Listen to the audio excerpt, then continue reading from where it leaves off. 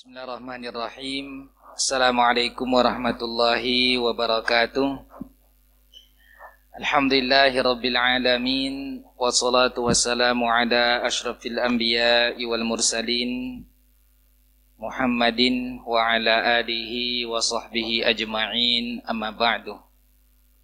Fa ya ibadallah, usikum wa iyaya bitaqwallahi faqad fazal muttaqun. Qala al-muallif rahimahullahu ta'ala, haddatsana Muhammad bin Bashar qala haddatsana Abdurrahman bin Mahdi qala haddatsana Sufyan an Abi Ishaq an Abil Ahwas an Abdullah bin Mas'ud radhiyallahu anhu.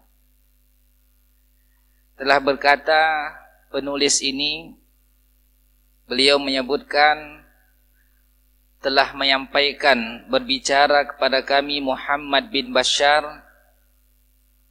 Ia berkata telah berbicara kepada kami Abdurrahman bin Mahdi. Ia berkata telah berbicara kepada kami Sufyan dari Abu Ishaq, dari Abul Ahwas, dari sahabat Nabi yang bernama Abdullah bin Mas'ud radhiyallahu anhu.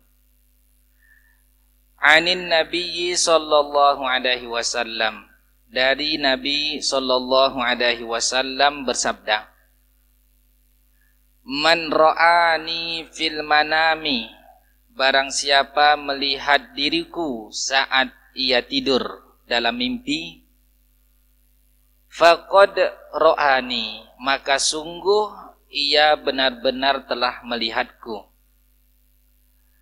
Fa inna syaitana la yatamassalu bi, sesungguhnya syaitan tidak dapat menyerupai diriku. Dalam hadis yang lain berikutnya, secara ringkas kita sebutkan dari sahabat Abu Hurairah radhiyallahu anhu berkata, qala Rasulullah sallallahu alaihi wasallam, bersabda Rasulullah sallallahu alaihi wasallam, man ra'ani fil manami faqad ra'ani, barang siapa melihat aku dalam mimpi, maka sungguh benar-benar ia telah melihatku. Fa inna syaitana la yatasawwaru, karena sesungguhnya syaitan tidak bisa menggambarkan diriku. Au qala, atau dalam lafaz yang lain, la yatashabbahu bi, sungguhnya syaitan tidak bisa menyerupai diriku, kata beliau. Berikutnya dari Abu Malik al-Ashja'i an abihi, dari bapaknya, qala, ini silsilah ilmu yang luar biasa. Seorang ayah meriwayatkan ilmu kepada anaknya, ini langka kalau kita temukan di zaman kita ini. Namun pada zaman keemasan Islam itu sudah menjadi biasa. Seorang anak mendapatkan ilmu dari ayahnya, ayahnya dari ayahnya lagi, sampai kepada Rasulullah sallallahu alaihi wasallam yang kita kenal dengan istilah sanad. Abu Malik al-Ashja'i mengatakan dari bapaknya berkata, Rasulullah sallallahu alaihi wasallam bersabda dengan lafaz yang persis seperti lafaz yang kita bacakan, man ra'ani fil manami faqad ra'ani, barang siapa melihat aku di dalam mimpi, dalam tidur, maka sungguh ia telah melihat aku.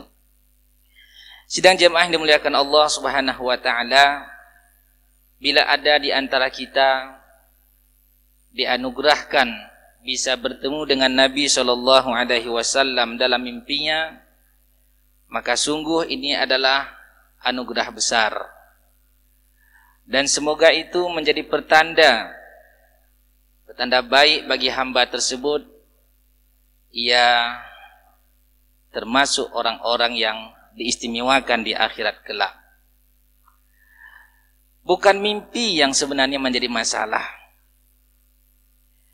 Yang masalah terbesar adalah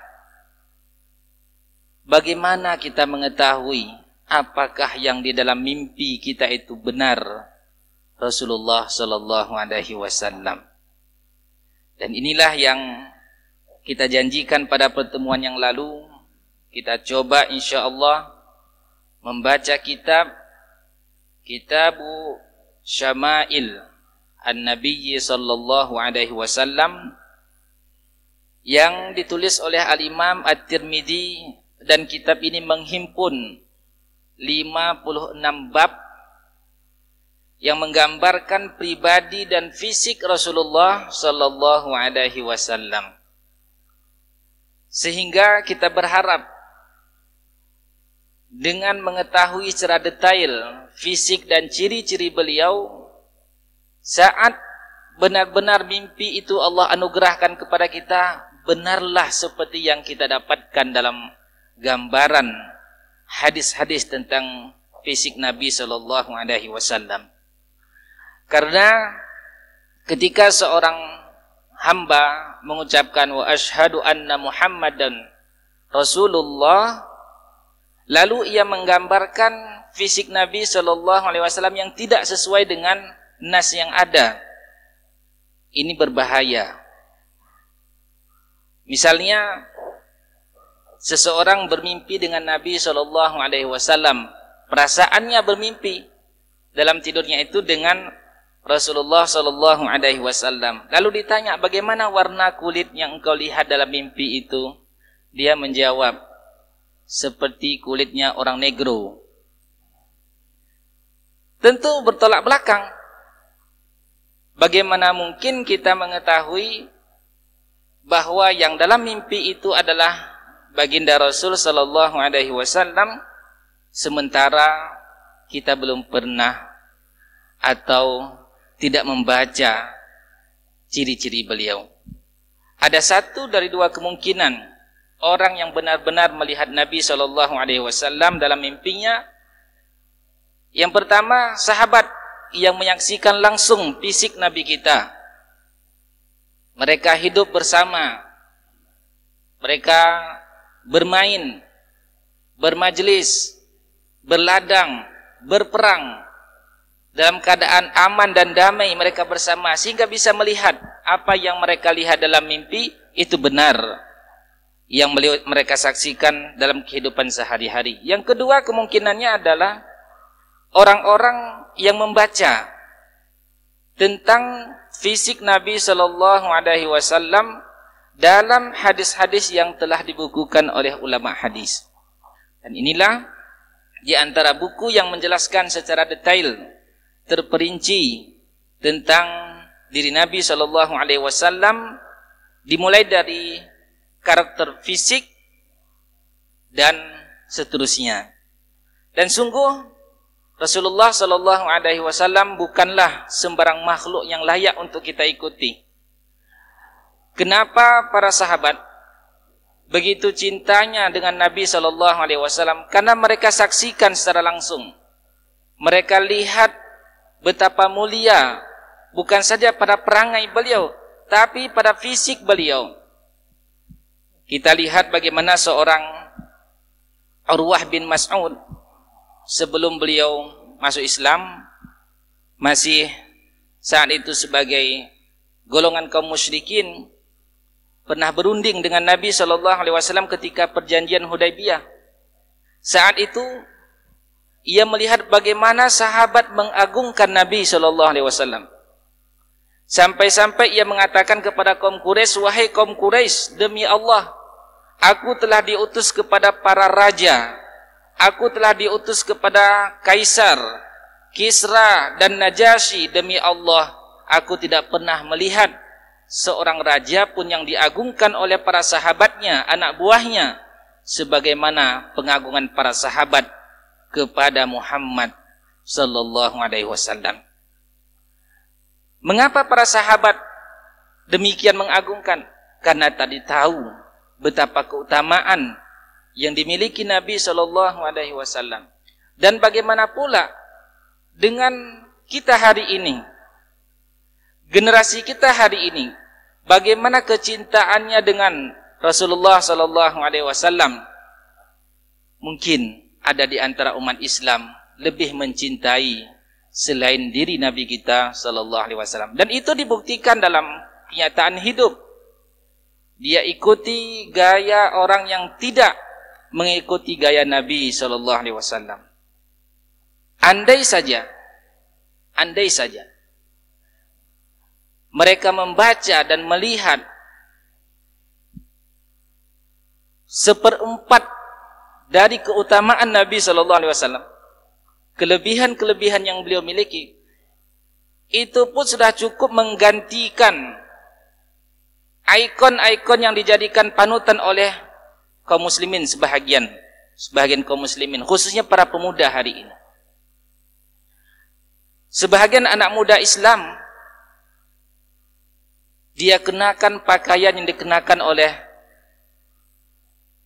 orang yang dia kagumi. Dia ikuti gaya rambut orang yang ia kagumi. Dia ikuti gaya bicara orang yang ia kagumi. Dan orang yang ia kagumi ini mungkin kelebihannya hanya satu saja. Misalnya kelebihan dia hebat main bola, sedangkan hafal Quran tidak bisa dia. Tetapi tidak sedikit umat Islam mengagumi, mengikuti gayanya. Bagaimana dengan baginda Nabi sallallahu alaihi wasallam yang lengkap? Bicara kita tentang sosok sahabat, sosok teman, beliau adalah teman sejati. Bicara tentang sosok suami, beliau suami sejati. Bicara tentang panglima perang, beliau panglima perang. Bicara tentang kepemimpinan, beliau presiden umat Islam. Semua sisi. Maka para ulama menulis masing-masing sisi yang diambil. Ada yang mengambil bagaimana strategi perang Rasulullah, ada yang mengambil bagaimana strategi menjadi suami idaman, dan seterusnya.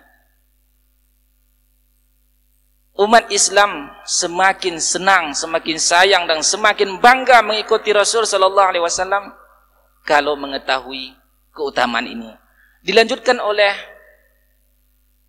Uqbah tadi, ketika beliau, Urwah bin Mas'ud As-Saqafi, beliau masih melanjutkan tentang pemandangan yang beliau lihat secara langsung bagaimana para sahabat mencintai Rasulullah sallallahu alaihi wasallam. Ia mengatakan, demi Allah, tidaklah ia Muhammad membuang dahaknya kecuali jatuh di telapak tangan salah seorang dari sahabatnya. Adakah raja yang begitu diagungkan oleh bawahannya? Tidak ada. Kemudian ia melanjutkan, tidaklah ia Muhammad dahaknya membuang dahaknya kecuali jatuh di tangan salah seorang dari para sahabatnya. Kemudian orang tersebut mengusapnya di wajahnya dan kulitnya. Bagaimanapun kita mengagumi seseorang, sulit kita mendapatkan ada orang sampai setingkat ini kekagumannya kepada orang lain. Jika ia memerintahkan mereka, maka mereka segera melaksanakannya. Dan para sahabat ketika melaksanakan perintah Nabi SAW benar-benar karena kecintaan. Karena ada juga sebahagian bos, sebahagian komandan diikuti perintahnya oleh anak buah, tapi bukan karena kerelaan hati. Bisa karena keterpaksaan, bisa karena bermuka dua, bisa karena berharap janji-janji dunia. Sedangkan para sahabat ketika mengikuti Nabi SAW saat diperintah mengharap semata-mata pahala dari Allah Subhanahu wa taala. Dan ini disaksikan oleh Urwah bin Mas'ud Ats-Tsaqafi. Kemudian dia lanjutkan, jika ia berwudu, maka mereka para sahabat hampir saja saling berkelahi demi memperebutkan sisa wudunya. Di mana ada sosok yang kita dapatkan seperti ini hari ini. Beliau lanjutkan lagi, jika ia berbicara, maka mereka pun merendahkan suara mereka dan mereka tidak mampu mempertajam atau melamakan pandangan mereka kepada Rasul, kepadanya, karena keagungan Muhammad sallallahu alaihi wasallam. Kalaulah begini model dan sosok Nabi kita sallallahu alaihi wasallam, maka layak dan sangat penting untuk kita ketahui secara detail fisik-fisik ciri-ciri beliau. Bukan saja tadi secara fisik, nantinya tentu tindakan-tindakan sehari-hari beliau. Apa tujuannya? Tidak ada lain kecuali kita mengikuti manusia termulia ini. Kalau Ibnu Umar radhiyallahu anhuma, dari cara berjalan Nabi sallallahu alaihi wasallam itu diikuti. Nanti ada di antara kita memakai cincin barangkali. Di mana letak cincin Nabi kita? Sebelah kanan atau sebelah kiri? Di kelingking atau jari manis? Detail disebutkan. Supaya memakai cincin pun kita dengan niat mengikuti beliau, 24 jam tidak keluar cincin itu dari tangan kita, kita dihitung beribadah di sisi Allah Subhanahu wa taala. Inilah tujuannya, dan tidak mungkin seseorang itu mencintai orang yang ia cintai kecuali setelah ia mengetahui secara detail orang tersebut. Dan ini sebagai bukti kesempurnaan iman seorang muslim. Rasulullah sallallahu alaihi wasallam menyebutkan, la yu'minu ahadukum hatta akuna ahabba ilaihi min walidihi wa waladihi wan nasi ajma'in. Tidak sempurna iman seseorang di antara kalian sehingga ia lebih mencintai aku dibandingkan bapaknya, dibandingkan anaknya, dibandingkan seluruh manusia. Kapan kita bisa merasakan cinta kepada beliau melebihi dari segalanya? Tentu setelah kita mengetahui secara detail tentang diri Nabi sallallahu alaihi wasallam. Dan juga di sisi lain tentu kita setelah nanti membaca, dan kita berharap para jamaah juga memiliki buku ini, namanya Syama'il Muhammad atau Syama'il An-Nabi. Ada sebahagian tulisannya Asy-Syama'ilu Al-Muhammadiyah. Kalau terjemahannya kira-kira mengenal pribadi atau mengenal ciri-ciri Nabi sallallahu alaihi wasallam. Dan ini kita bacakan untuk diri kita, untuk keluarga kita, agar satu keluarga tumbuh rasa cinta kepada Nabi sallallahu alaihi wasallam, mengikuti sosok beliau yang mulia ini, yang telah dijamin oleh Allah Subhanahu wa taala diampunkan dosa beliau yang telah lalu dan yang akan datang, dan beliaulah manusia pertama membuka pintu surga saat semua makhluk nanti berharap ada keputusan, diberikan syafaat. Ternyata beliaulah dimuliakan oleh Allah Subhanahu wa ta'ala. Dan juga dengan mengetahui keutamaan-keutamaan, ciri-ciri beliau secara detail, kita bisa memposisikan diri Nabi sallallahu alaihi wasallam. Dengan membaca bismillah, kita mulai bacakan kitab ini. Dimulai dari bab fisik Rasulullah sallallahu alaihi wasallam. Al-Imam At-Tirmidzi rahimahullah menyebutkan bab ma jaa fi khalqi Rasulillah sallallahu alaihi wasallam. Qala haddatsana Abu Raja, Qutaibah bin Sa'id telah mengatakan kepada kami, kata beliau Abu Raja Qutaibah bin Sa'id, dari Malik bin Anas, dari Rabi'ah bin Abi Abdurrahman, dari Anas bin Malik, dia mendengarnya, yaqulu, ia mengatakan, Anas mengatakan bin Malik, kana Rasulullah sallallahu alaihi wasallam laisa bitawilil ba'ini. Ini ciri pertama beliau. Adalah Rasulullah sallallahu alaihi wasallam, fisik beliau tidak tinggi sekali. Tidak tinggi sekali. Wala bil qasiri, dan tidak pula pendek sekali. Ada nanti hal-hal pada fisik beliau kita tidak bisa ikuti, dan ada banyak hal kita bisa ikuti. Yang bisa kita ikuti ini semampu kita untuk kita ikuti. Yang tidak bisa, apa boleh buat?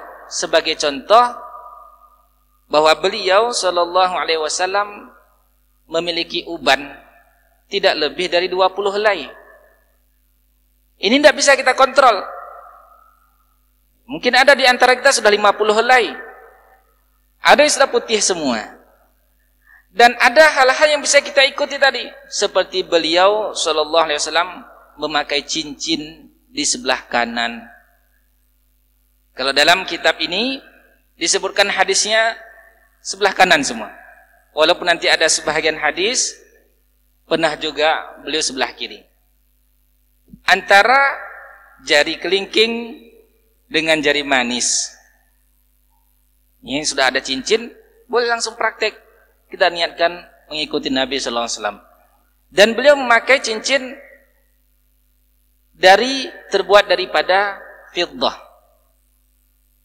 Apa terjemahan fiddah? Lawan emas. Perak. Terbuat dari perak. Maka kalau ada nanti di antara umat Islam hari ini memakai cincin, yang laki-laki ya, khususnya memakai cincin dari emas, bahwa dia berniat mengikuti Nabi SAW, tinggalkan itu emas. Nabi kita pernah memakai cincin emas dan para sahabat ikut, lalu dibuang oleh Nabi kita SAW. Para sahabat pun serta-merta membuang itu, tidak lagi mengenakannya. Begitulah kecintaan orang beriman kepada Rasul SAW. Walaupun keinginan hatinya kuat terhadap sesuatu, karena Nabi kita tidak suka dengan sesuatu itu, dia lebih suka mengikuti Nabi kita sallallahu alaihi wasallam. Maka bila ada di antara kita memiliki kemampuan untuk beli cincin dari perak, pakailah, kenakan perak. Di mana kita letakkan nanti? Kita letakkan di sebelah kanan, dan ini lebih sering. Nabi sallallahu alaihi wasallam sebagaimana disebutkan oleh Aisyah, itu yuhibbut tayammun. Beliau sukai yang kanan-kanan, yang baik-baik beliau sukai yang kanan-kanan. Kemudian ini ciri pertama tadi, beliau tidak tinggi sekali, mencolok tingginya, dan tidak pula pendek sekali. Tentu dalam hal ini kita tidak bisa ikuti. Ada yang di antara kita Allah berikan kelebihan tinggi, ada pula di antara kita Allah uji dengan rendah sekali, pendek sekali. Dari segi warna kulit, wala bil abyadil amhaq, beliau bukan putih sekali. Putih yang seperti sakit supak itu, bukan seperti itu. Karena ada putih, kalau kita lihat tidak enak dipandang ya. Beliau tidak putih seperti itu. Wala bil adami, tidak pula coklat sekali. Kira-kira bagaimana itu? Tidak putih sekali, tidak coklat sekali. Coklatnya keputih-putihan. Bagaimana kira-kira itu? Bagaimana kita bahasakan? Yang mudahnya, supaya nanti kalau ada yang lihat seperti itu dalam mimpi, bisa kita pastikan apa bahasa Indonesia mudahnya itu. Tidak putih sekali, sawo matang. Setuju kita? Sawo matang. Ya. Kemudian rambut beliau, wala bil ja'dil qatati, tidak keriting sekali. Tidak keriting sekali. Wala bis sabti, tidak pula lurus keras, lurus sekali. Seperti orang rambutnya sudah direbonding ya. Tidak seperti itu. Tidak keriting sekali, tidak pula lurus keras. Apa bahasa lainnya kira-kira? Ikal. Gitu ya. Kalau rambut saya ini apa namanya? Ini ubannya sudah banyak, tidak bisa ikuti. Uban beliau tidak lebih dari 20 helai, baik di kepala maupun di jenggot. Rambut beliau tidak keriting sekali dan tidak pula lurus yang kaku tajam seperti itu. Ba'atsahullahu ta'ala ala ra'si arba'ina sanatan. Allah Subhanahu wa ta'ala mengangkat beliau sebagai seorang nabi dan rasul ketika umur beliau 40 tahun. Ini umur yang matang dan alhamdulillah pas. Saya pun sekarang umurnya 40 tahun. Alhamdulillah. Puncak menuju ke turun. Umur-umur yang biasanya sudah matang, cara berpikirnya lebih dewasa, ketika bertindak memiliki pandangan-pandangan, pemikiran-pemikiran dan pertimbangan-pertimbangan. Berbeda dengan umur di bawah itu. Terkadang umur di bawah 40 semangat tinggi, tidak terkontrol. Ilmu mungkin banyak, tetapi bisa jadi penempatan ilmu belum bisa disesuaikan pada tempatnya. Umur 40, itulah Allah Subhanahu wa taala mengangkat nabi kita Muhammad sallallahu alaihi wasallam sebagai nabi dan rasul. Fa aqama bi Makkah 10 sinin. Beliau menetap di Mekah selama 10 tahun. 10 tahun masa kenabian. Wabil Madinati 10 sinin, dan di Madinah beliau menetap 10 tahun. Wa tawaffahu Allah taala ala ra'si sittina sanatan, dan Allah Subhanahu wa taala memanggil beliau wafat Nabi kita Muhammad sallallahu alaihi wasallam di umur 60 tahun. Begitu disebutkan dalam hadis ini. Walaysa fi ra'sihi wa lihyatihi 20 sya'aratan bayda. Dan tidak ada pada rambut beliau dan juga di jenggot beliau lebih daripada 20 uban rambut yang berwarna putih. Kalau ada di antara kita beruban dan ubannya di bawah 20, Masya Allah, berarti dia sesuai dengan Nabi SAW. Nanti boleh pulang ke rumah, masing-masing kita perlihatkan kepala ke pasangan masing-masing. Bila ada pasangan, bila tidak ada, maka cepat-cepatlah cari pasangan untuk mengintip-ngintip berapa banyak sudah uban yang ada di kepala. Ya. Ini hadis pertama tentang fisik Nabi sallallahu alaihi wasallam. Hadis kedua dari Humaid bin Mas'adah Al-Basri. Kalau kitab ini sangat bagus karena disertai dengan gambar-gambar dari museum yang ada di Turki, peninggalan fisik Nabi SAW seperti rambut beliau, kemudian cincin beliau, gambar-gambarnya ada dan berwarna. Kalaupun nanti ada di antara kita beli kitab, jangan lupa beli kitabnya yang ada ta'liq pada hadis. Ta'liq ini artinya ada komentar ulama hadis tentang kedudukan hadis itu. Karena Al-Imam At-Tirmidzi rahimahullah ketika mengumpulkan hadis ini, tidak semuanya beliau berikan nilai hadisnya itu tingkatan sahih, hasan, tidak semua. Maka ulama-ulama belakangan berupaya untuk menyempurnakan karya Al-Imam At-Tirmidzi, digalilah hadis-hadis yang telah dikumpulkan itu. Karena nanti ada sebahagian hadisnya dikategorikan sebagai hadis lemah, hanya bisa barangkali penguat, bukan jadi sandaran utama. Itu perlu. Banyak ulama-ulama hadis kita yang mampu untuk meneliti hadis tersebut. Di antaranya ada Syekh Al-Arnaut dan ada Syekh Al-Albani rahimahullah. Kitab yang saya miliki ini ta'liq ataupun komentar daripada Syekh Al-Albani rahimahullah ta'ala. Jadi kita mudah, tenang hati, karena kita belum mampu untuk mengkaji kedudukan hadis itu.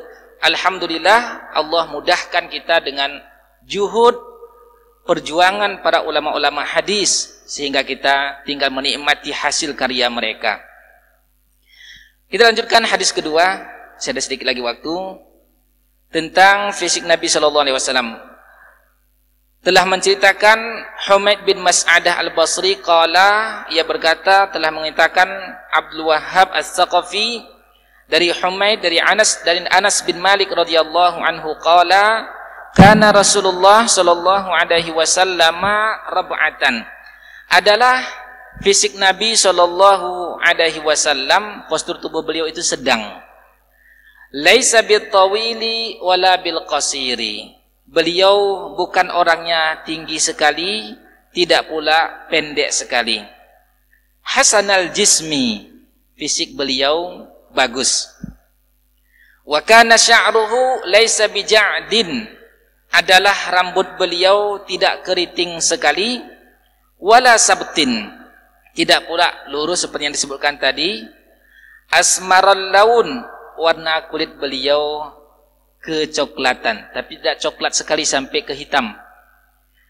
Idza masya yatakaffa'u, apabila beliau berjalan, cara jalan beliau tegak. Tegak, tidak merunduk begitu. Tegak jalan, tidak seperti orang kesakitan. Idza masya yatakaffa'u, apabila beliau berjalan, maka beliau berjalan dengan tegak. Ada berapa hadis ini?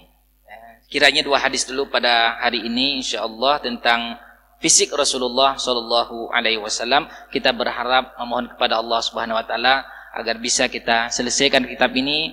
Mudah-mudahan dengan selesainya kitab ini nanti semakin kita mengenal sosok beliau, ketika pun kita bermimpi dengan beliau, benar itu adalah Rasulullah sallallahu alaihi wasallam.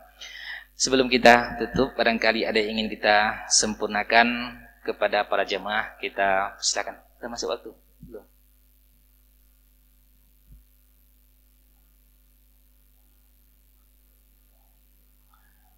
Ini satu gambaran kalau Allah takdirkan nanti malam kita bermimpi, lalu ada orang-orang berkerumunan, itu Muhammad, itu Muhammad. Ternyata kita lihat orangnya seperti unyil, maka pastikan itu bukan Muhammad. Si unyil pendek, pastikan itu bukan Rasulullah sallallahu alaihi wasallam. Atau nanti di kerumunan orang berjubah semua, kan sering mimpi-mimpi ini, kan terbawa ke mimpi berjubah semua, jubah putih, berjenggot. Ketika dilihat bagaimana rambutnya keriting keribau seperti Afrika misalkan, oh itu bukan Nabi kita sallallahu alaihi wasallam. Sudah tahu kita. Kalau kita tidak mengenal fisik beliau, bisa jadi kita akan termakan isu mimpi itu. Akhirnya timbul pula semangat.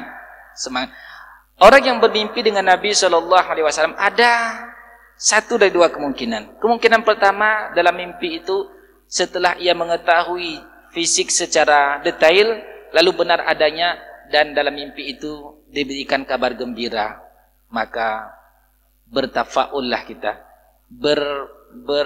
Apa kita terjemahkan tafaul? Berharap baik, positiflah kita. Namun jangan bersandar dengan mimpi itu. Kita semakin semangat mengikuti beliau, mengikuti sunnah-sunnah beliau. Dari bangun tidur sampai tidur kembali, kita ikuti sunnah-sunnah beliau.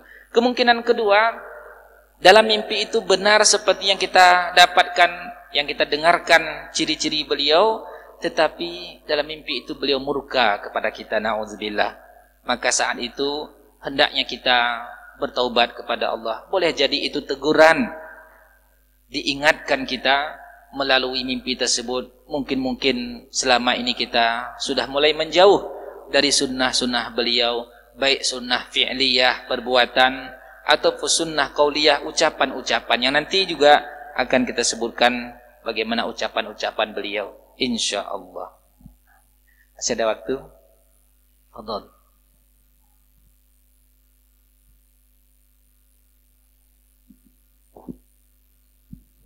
Terima kasih Ustaz Ada 3 pertanyaan Ustadz. Yang pertama,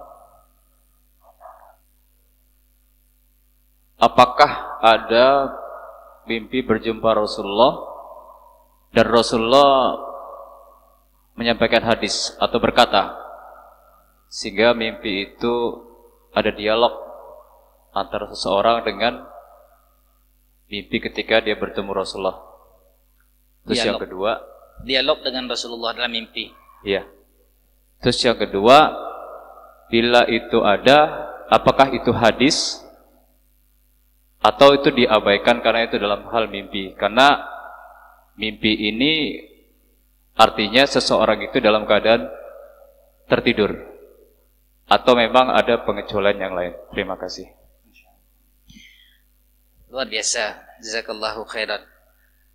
Mimpi selain para nabi dan mimpi selain para rasul itu bukan wahyu. Yang menjadi wahyu dan aturan menjadi syariat adalah mimpinya para nabi itu sendiri. Sebagaimana mimpinya Ibrahim alaihissalam ketika Allah perintahkan untuk menyembelih Ismail, itu mimpi. Adapun kita manusia biasa, bukan nabi, bukan rasul, jika dalam mimpi itu ada amalan, dianjurkan untuk diamalkan dan bersesuaian dengan yang ditinggalkan oleh Nabi kita SAW, bisa diamalkan, dan itu pengamalannya bukan karena hasil mimpi, tapi memang hasil yang ditinggalkan oleh Nabi SAW, syariat yang kita bacakan, syariat yang kita telah baca. Adapun jika mimpi itu misalkan dialog benar adanya, fisik beliau seperti yang kita bacakan, seperti yang kita dengarkan secara sempurna, dan dalam dialog itu diberikan amalan-amalan misalkan, namun amalannya tidak bersesuaian dengan syariat yang telah beliau tinggalkan, maka mimpi itu tidak bisa jadi sandaran. Yang telah beliau tinggalkan, sunnah-sunnah beliau, itulah yang menjadi sandaran bagi kita. Mimpi manusia selain para nabi dan rasul bukan merupakan syariat. Syukran.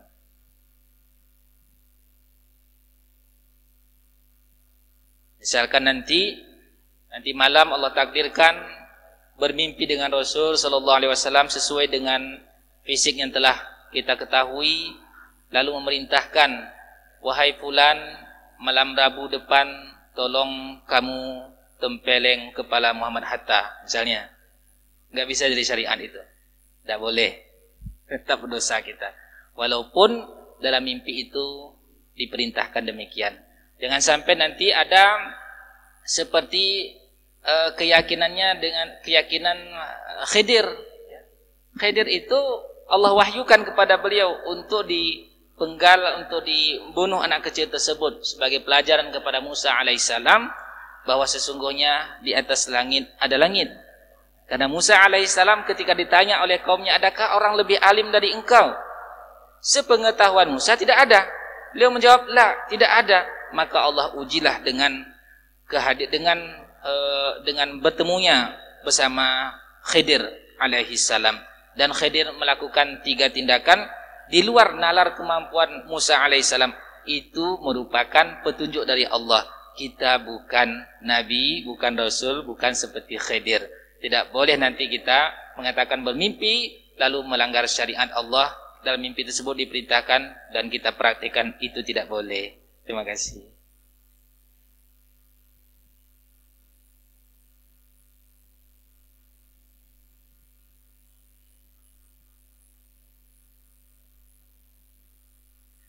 Kita padai, insyaallah ada kesempatan untuk berwudu.